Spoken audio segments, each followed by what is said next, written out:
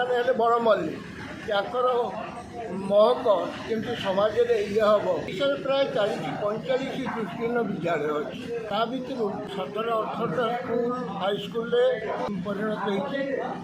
से जो हाईस्कूल पाने मैट्रिक परीक्षा देते स्कूल वाइज जो मैंने टपर से सम्मानित करने कहीं एमाने हेले बड़ मल्ली याकर महक केमती समाज में ये हम से उद्देश्य डाकी परिचित कर उत्साहित करने सभार आयोजन बड़ मल्ली याकर महक केमती समाज में ये हम से उद्देश्य डाकी परिचित कर उत्साहित करने सभार आयोजन